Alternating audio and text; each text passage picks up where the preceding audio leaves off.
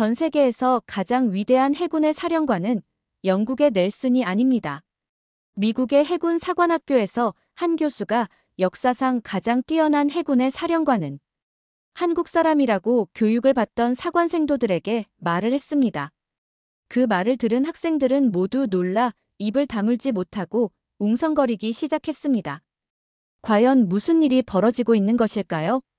사연에 들어가기 앞서 구독, 좋아요 부탁드립니다. 지금부터 사연 속으로 들어가 보도록 하겠습니다. 안녕하세요. 저는 미국 해군사관학교에 다니고 있는 제임이라고 합니다.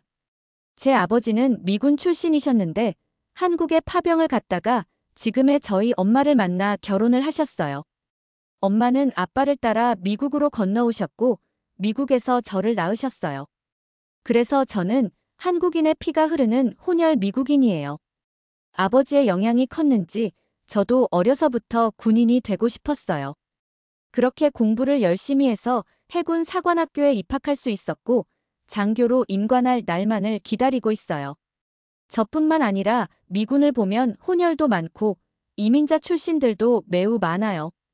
이민자의 나라답게 군대도 미국인이지만 아주 다양한 국가 출신의 사람들로 구성되어 있죠. 아시아계, 아프리카, 남미 출신, 유럽 출신 등 정말 다양한 배경을 가진 사람들이 모여 있어요. 하지만 우리 모두 미국인으로서 하나가 되어 있어요. 최근에 정말 흥미로운 경험을 했어요. 해군의 역사에 관련된 수업을 하던 때였어요. 그날 강의의 주인공은 바로 데이비드 교수님이셨어요. 데이비드 교수님은 미 해군 출신 예비역 대령으로 그의 할아버지는 미국 버지니아주에 있는 함대 전력 사령부에서 해군 제독을 지내기도 했답니다. 그래서인지 해군에 대한 그분의 지식과 열정은 정말 대단했죠. 교수님께서는 해군의 역사부터 현재의 역할 그리고 미래의 비전까지 폭넓게 다루셨어요.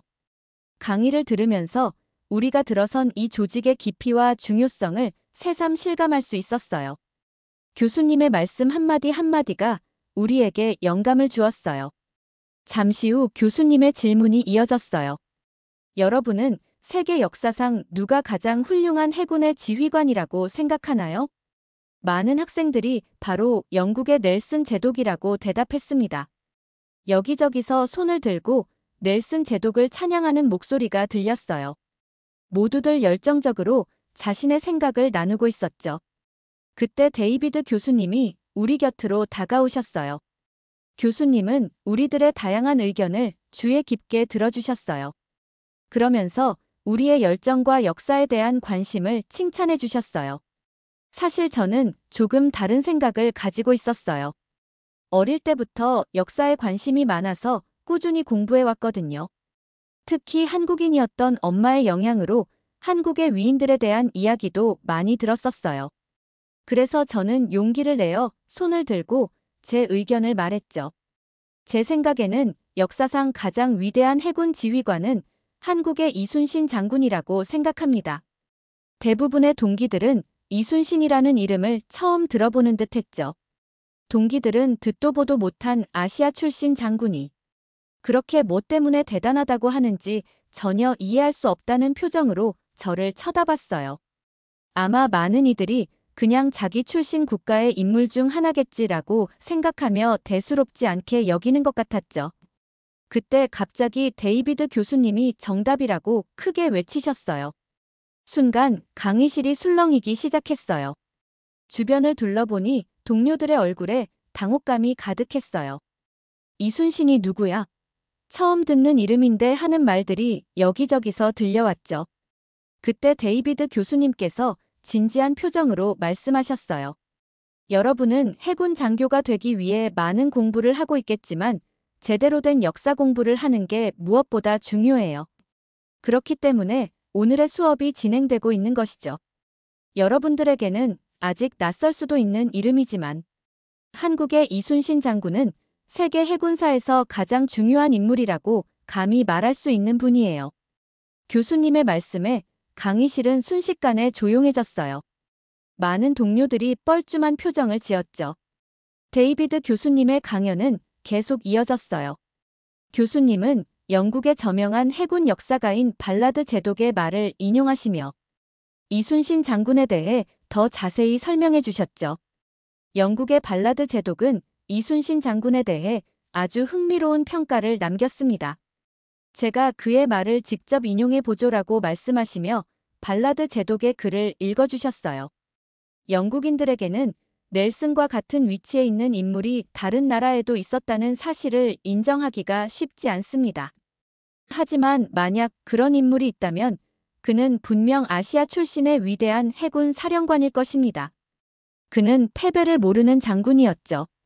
그의 항로는 바다 밑에 가라앉은 수백 척을 일본 함선과 그 승무원들의 유해를 통해 추적할 수 있을 정도입니다. 이순신 장군은 단순한 전략가를 넘어선 혁신가였습니다. 그는 해군 전술의 천재였을 뿐만 아니라 최초의 철갑선인 거북선을 발명한 인물이기도 합니다. 이 말씀을 듣자 동기들의 표정이 진지하게 변했고 호기심 어린 표정으로 변하기 시작했어요. 강의를 듣는 동기들 모두가 이순신 장군에 대해 더 자세히 알고 싶어 했었죠. 교수님께서는 설명을 이어나가셨습니다. 흥미롭게도 일본 역사에서도 이순신 장군을 위대한 장군으로 평가를 하고 있다는 점이에요. 혹시 도요토미 히데요시에 대해 들어보셨나요? 1580년대까지 일본에서 가장 강력한 인물이었던 히데요시는 야심찬 정복자였어요. 그의 탐욕스러운 눈길은 곧 한국과 중국으로 향했습니다. 1592년 히데요시는 대규모 침략을 준비했어요. 오늘날 우리가 대동아 공영권이라고 부를 법한 일본의 야망이 시작된 거죠. 하지만 그들은 바다에서 전혀 예상치 못한 상대를 만나게 됩니다. 이순신 장군은 이미 일본이 침략한다는 소문을 듣고 대비하고 있었어요. 그는 비밀리에 세계사에서 전례 없는 혁신적인 전함을 설계하고 건조했습니다. 판옥선이라 불리는 이 배는 정말 대단했어요. 20에서 30m 정도 길이의 대형 군함으로 2층 갑판 구조로 설계되었어요. 이 구조 덕에 1층에서는 적에게 노출되지 않아 안전하게 노만 저으면 되었고 전투 요원들은 2층에서 유리한 위치에서 전투에 임할 수 있었어요. 또한 선체는 평탄하게 설계되어 돛과 노를 이용해 빠른 방향 전환이 가능해서 아주 기민하게 움직일 수 있었죠. 게다가 이 판옥선을 더욱 강력하게 개량한 게 그 유명한 거북선이에요. 판옥선에 지붕을 씌우고 쇠못을 박아 적군이 배에 올라탈 수 없게 방어력을 끌어올렸고 포문을 많이 설치해서 사격 공격을 더욱 효과적으로 할 수 있었어요. 또한 선미에 용머리 형태의 충각 겸 포문을 달아 돌격전에도 유리하게 만들었어요. 거북선은 이 혁신적인 설계 덕분에 배는 적의 화살이나 육탄 공격에도 끄떡없었고 어떤 적선보다도 빨랐죠. 거북선은 세계 최초의 완전 밀폐형 전투함이라고 볼 수 있어요. 오늘날로 치면 미국의 주력 미사일 구축함인 알레이버크와 같은 존재라고도 볼 수 있겠네요. 그 당시 가장 강력한 전투함 중 하나였어요. 하지만 장비가 아무리 좋아도 제대로 사용하지 못한다면 효과가 떨어질 수밖에 없는 거 아시죠?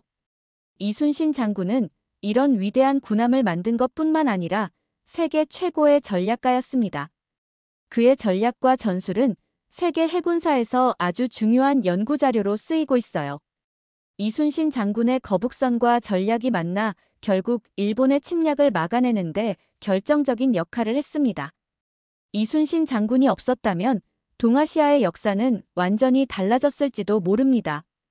교수님의 설명을 들으며 우리 모두는 이순신 장군의 천재성에 감탄했어요.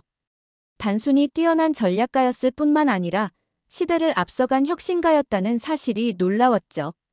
데이비드 교수님께서는 우리에게 더 넓은 역사적 맥락을 설명해 주셨어요. 여러분, 우리가 잘 알고 있는 넬슨 제독의 활약상은 1805년 나폴레옹 전쟁 때의 일입니다. 하지만 그보다 무려 213년 전인 1592년 동아시아에서는 이미 대규모 국제해전이 벌어지고 있었다는 사실을 아시나요?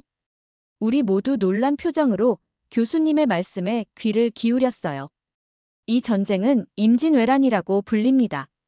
처음에는 일본의 최고 권력자였던 도요토미 히데요시가 한국을 침략하면서 시작됐지만 곧 그의 최종 목표였던 중국까지 전쟁에 개입하게 됩니다. 결과적으로 한국, 일본, 중국 세 개국이 참여한 대규모 국제전으로 발전했죠. 이 전쟁은 단순한 지역 분쟁이 아니었습니다. 동아시아의 패권을 둘러싼 거대한 전략 전쟁이었죠. 섬나라 일본은 대륙 진출을 노렸고 중국은 자국의 영향력을 지키려 했으며 한국은 생존을 위해 싸워야 했습니다. 이 과정에서 이순신 장군의 해전 전략과 거북선이 결정적인 역할을 했던 겁니다. 우리 사관 생도들은 이 이야기에 완전히 빠져들고 있었어요. 유럽 중심의 해군 역사만 알고 있던 우리에게 동아시아에서 이렇게 큰 규모의 해전이 있었다는 사실은 충격적이었죠. 데이비드 교수님은 계속해서 임진왜란의 세부적인 상황을 설명해 주셨어요. 자, 이 전쟁에서 주목해야 할 중요한 점이 있습니다. 바로 일본의 육군과 해군 사이의 극명한 대조예요. 일본의 육군은 정말 대단했습니다. 그들의 철저한 준비와 신속한 행동력은 놀라웠죠. 부산에 상륙한 후 아주 빠른 시간 내에 수도인 서울까지 진출했죠. 당시 일본 육군의 전력은 그야말로 압도적이었어요. 조선의 왕과 조정은 급히 피난을 떠났고 한국의 백성들은 일본군의 무자비한 침략에 시달렸어요. 하지만 바다에서는 상황이 완전히 달랐어요. 일본은 섬나라였기 때문에 점령한 서울이나 주둔지인 평양으로 전력과 보급품을 바다를 통해 보내야 했습니다. 여기서 조선의 반격이 시작됐죠. 한반도 남쪽 남해에서 엄청난 해전이 벌어졌습니다. 이때 조선 해군을 이끈 사람이 바로 이순신 장군이었죠. 그의 전략과 해전 능력은 일본의 모든 해상 전력을 무력화시켰어요. 여러분, 이순신 장군의 전략과 해전 기술은 오늘날 우리 해군이 반드시 배워야 할 귀중한 교훈입니다. 그의 혁신적인 사고방식, 철저한 준비, 그리고 뛰어난 리더십은 시대를 초월한 가치를 지니고 있습니다. 데이비드 교수님은 이순신 장군의 업적에 대해 더욱 상세히 설명해 주셨어요. 이순신 장군의 성과는 정말 놀랍습니다. 그가 직면한 상황을 생각해 보세요. 국가가 위기에 처한 짧은 시간 동안 당시의 기술력으로 해상전을 치를 만한 튼튼한 전함을 만들어냈다는 것 자체가 대단한 일입니다. 그리고 더욱 놀라운 것은 그의 리더십입니다. 전의를 상실한 민간인들을 군에 소속시켜 결집시키고 그들을 훈련시켜 해상전을 치르게 만든 능력은 정말 대단했죠. 이는 단순한 군사 지휘관을 넘어선 뛰어난 리더의 모습입니다. 육지에서는 일본 육군에 의해 조선이 패배를 거듭하는 동안 바다에서만큼은 이야기가 완전히 달랐습니다. 이순신 장군이 이끈 해군은 크고 작은 전투에서 연전연승을 거두며 최강의 모습을 보였어요. 이순신 장군은 한반도 남해의 지형을 완벽하게 활용했습니다. 무수히 많은 섬과 거센 물살이 있는 이 복잡한 해역에서 그는 자신만의 전략으로 포를 실은 전함들을 이끌고 모든 전투에서 승리를 거뒀죠. 그의 전술과 전략은 당시의 시대상을 고려하면 정말 정교하고 놀라운 것들이었습니다. 대표적인 예로 하깃진이라는 전술이 있어요. 이는 학의 날개를 펼친 모양으로 적선을 포위하는 전술인데 이를 통해 적을 효과적으로 제압할 수 있었죠. 이순신 장군의 이러한 승리들로 인해 일본군의 서해와 전라도로의 침략 계획이 좌절되게 되죠. 일본의 해상 보급로가 끊기게 되면서 심각한 타격을 받았기 때문이에요. 우리 모두는 이순신 장군의 천재성과 리더십에 깊은 감명을 받았어요. 하지만 데이비드 교수님은 잠시 숨을 고르시더니 이순신 장군 이야기에 또 다른 면을 들려주셨어요. 여러분, 이순신 장군의 이야기가 단순히 승리의 연속이었다고 생각하면 큰 오산입니다. 그의 삶에는 우리가 상상하기 힘든 큰 위기와 시련이 있었죠. 이순신 장군은 전쟁에서 승리를 거듭했지만 역설적이게도 그의 가장 큰 적은 내부에 있었습니다. 교수님은 우리에게 질문을 던지셨어요.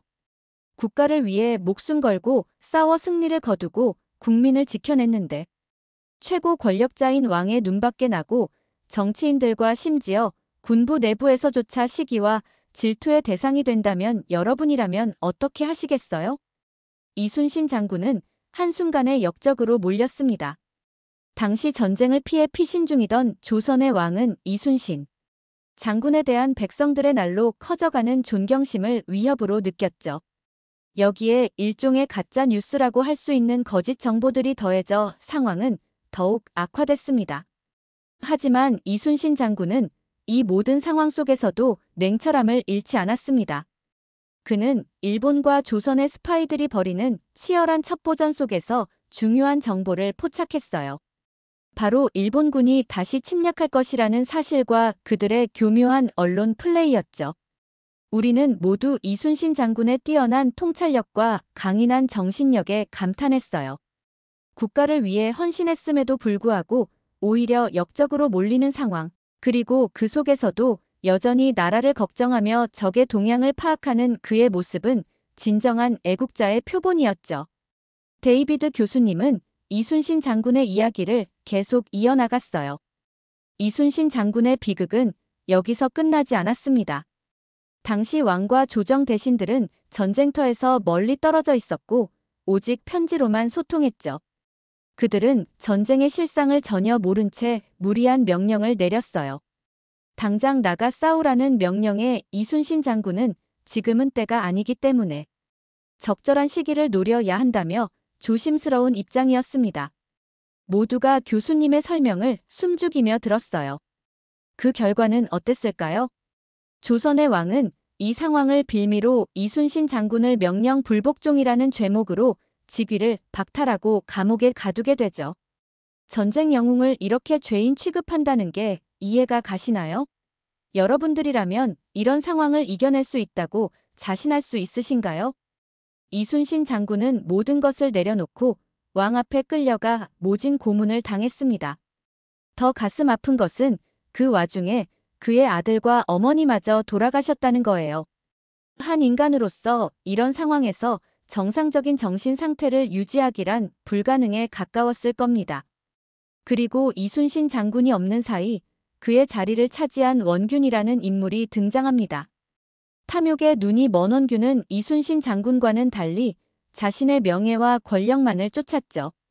그는 조선의 해군 병력을 이끌고 자신만만하게 일본과 맞섰지만 결과는 참담했습니다.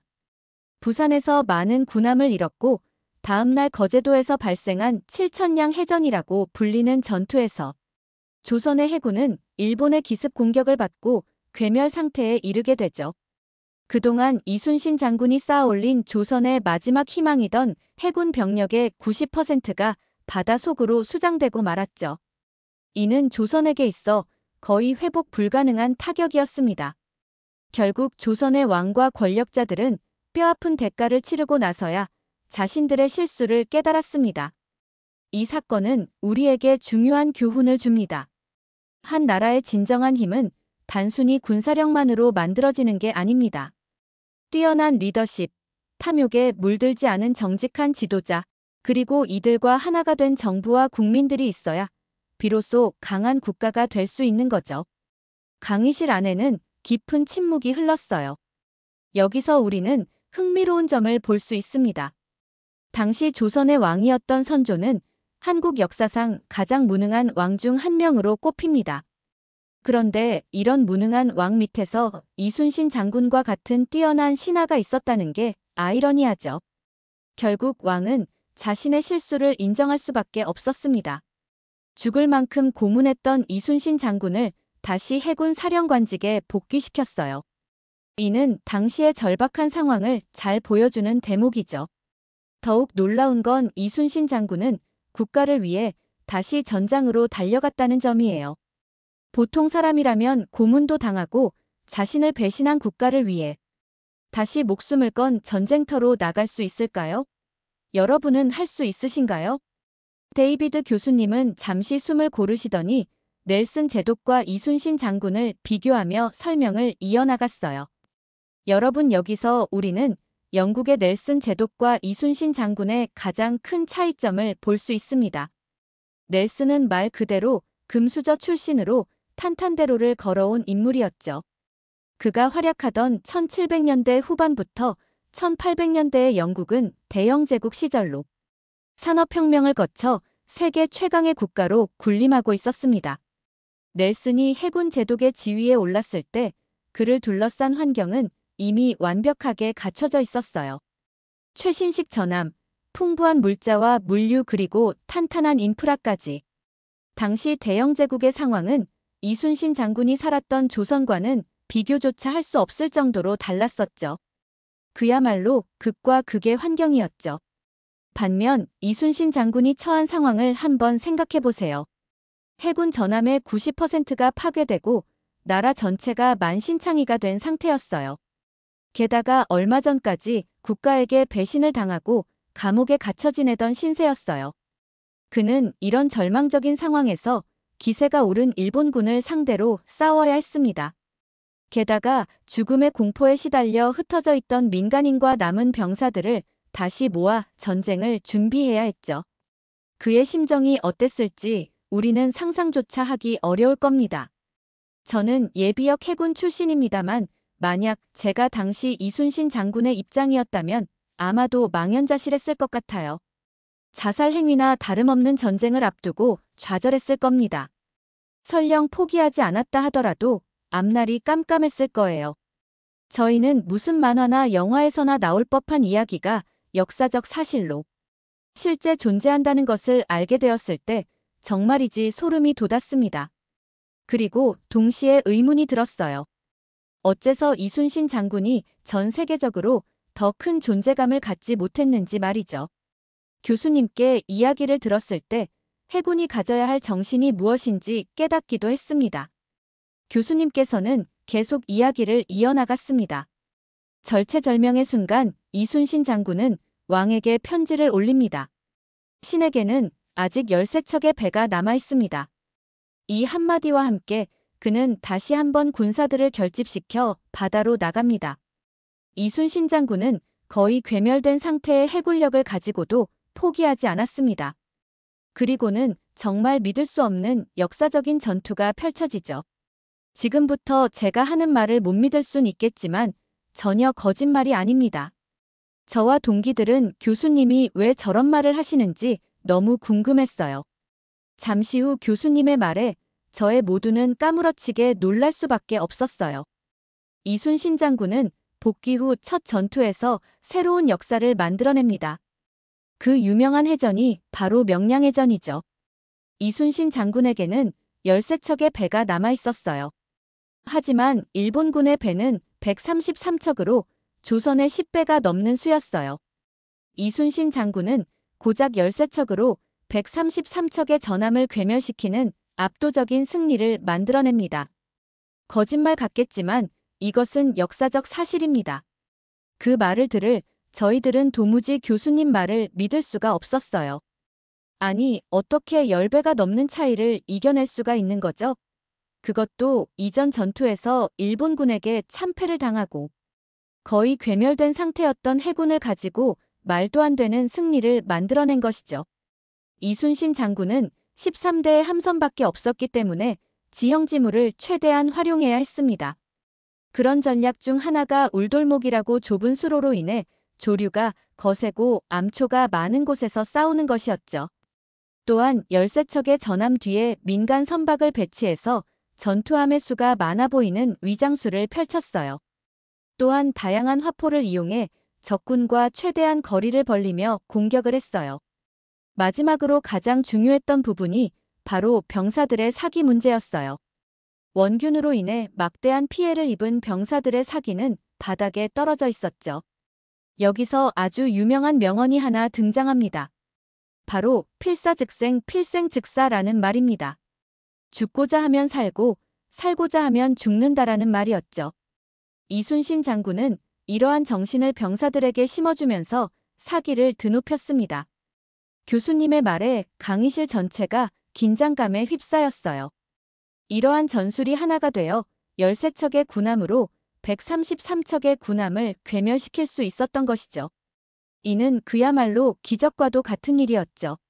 만약 이 전투에서 이순신 장군이 패배했다면 오늘날의 한국은 존재하지 않았을 거라고 장담합니다.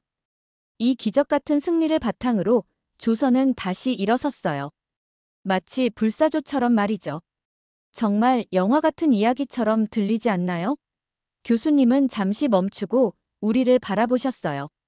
다시 한번 말하지만 놀랍게도 이건 역사적 사실입니다. 그런데 여기서 주목해야 할 점이 있습니다. 이 전쟁은 단순히 한국과 일본의 전쟁이 아니었어요. 실제로 이는 동아시아 전체를 뒤흔든 국제전이었습니다. 도요토미 히데요시의 궁극적인 목표가 중국 정복이라는 사실을 알게 된 중국 황제는 뒤늦게 이 사실의 심각성을 깨닫고 전쟁에 참전했습니다. 결국 이 전쟁은 한국, 중국, 일본 3개국이 맞붙은 대규모 국제전으로 발전한 거죠.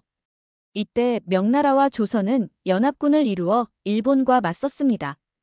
그런데 여러분, 연합군 내부의 상황도 그리 순탄하지만은 않았습니다. 명나라는 당시 조선을 도와주는 입장으로 상대적인 우위에 있었기 때문에 조선을 낮춰보는 경향이 있었죠. 그래서 조명 연합군의 최종 사령관 자리를 명나라의 진린 장군이 차지하게 됩니다. 하지만 진린 장군은 실제로는 꽤나 무능한 지휘관이었습니다. 그는 단순히 지휘권을 가졌다는 이유와 조선을 돕는다는 명분으로 왔을 뿐 실전에서는 승승장구하던 이순신 장군에 비해 한참 부족했죠. 실제로 이순신 장군과 진린 장군 사이에 많은 갈등이 있었다는 증거들이 계속해서 발견되고 있습니다. 하지만 여기서 이순신 장군의 뛰어난 외교술과 리더십이 빛을 발휘하게 됩니다. 이순신 장군은 이런 어려운 상황에서도 현명하게 대처했습니다. 그는 진린 장군을 대제독이라는 칭호로 추켜 세우며 그의 체면을 세워주었어요. 동시에 이를 통해 자신의 실질적인 통제권은 잃지 않는 센스 있는 대처를 보여주었죠. 그리고 마침내 승승장구하던 조명 연합군에게 좋은 소식이 전해집니다. 도요토미 히데요시가 사망한 거죠. 이로 인해 일본군의 사기는 급격히 떨어지기 시작했습니다. 이제 일본군은 더 이상 공격은커녕 본국으로 도망가기에 바빴던 시기였습니다.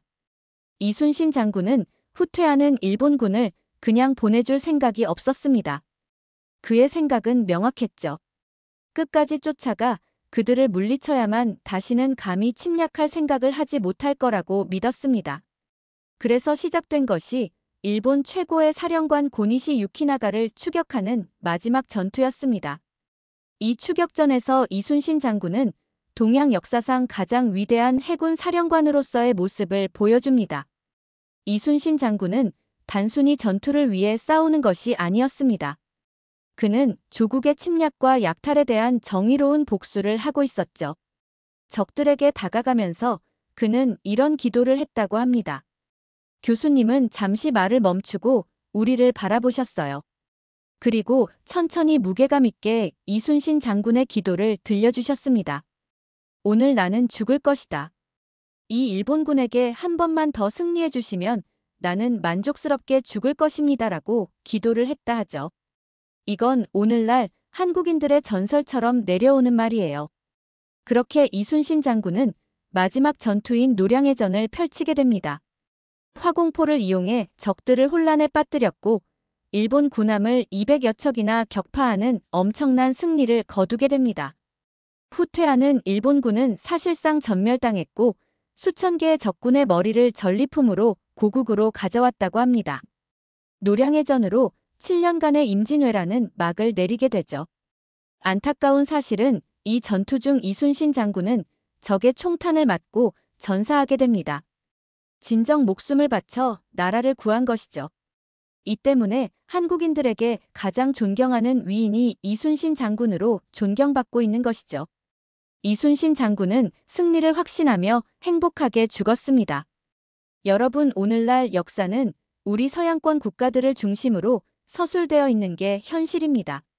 하지만 저는 오늘 강의에서 이야기했듯이 영국의 넬슨 제독보다 200년이 넘는 과거에 전 세계사에서 손꼽히는 최고의 해군 사령관으로 존재하던 인물이 이순신 장군이라고 자신할 수 있는 것입니다. 흥미로운 건 이렇게 처참하게 당했던 일본에서도 이순신 장군을 존경하는 사람으로 평가하고 있다는 점이에요.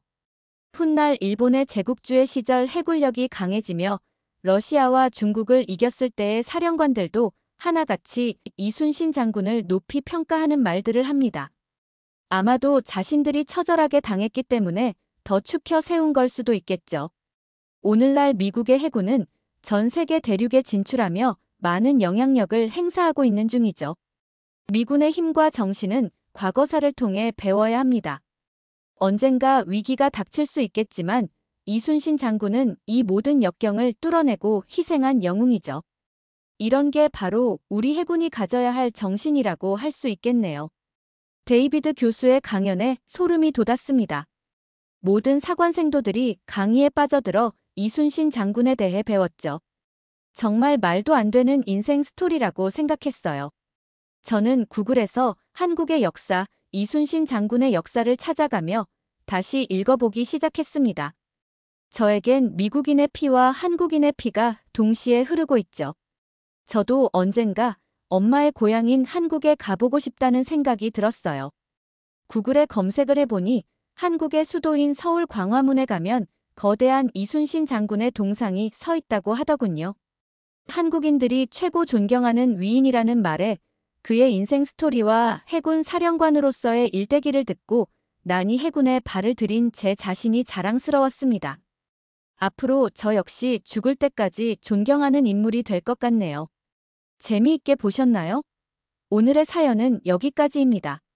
미국인 제이미 씨의 사연을 통해 이순신 장군님에 대해 다시 한번 생각해 볼 수 있는 계기가 되었습니다. 정말 존경스럽고 대단한 분이 아니었나 생각합니다. 오늘 영상이 올라가는 날은 3.1절입니다. 이순신 장군이 일본을 격파하고 조선을 지켜냈듯 독립운동가들의 활동으로 인해 일제강점기를 벗어날 수 있지 않았나 생각합니다. 나라를 위해 희생하고 노력하신 선조들이 없었다면 지금의 대한민국은 존재하지 않았을 겁니다. 그날의 영웅들에게 다시 한번 감사함을 느낍니다. 그들이 지켜낸 대한민국을 더욱 널리 알릴 수 있도록 노력하겠습니다. 시청해주셔서 감사합니다. 구독, 좋아요 부탁드립니다. 더욱 좋은 사연으로 찾아뵙겠습니다. 아리랑 튜브였습니다. 아리랑 튜브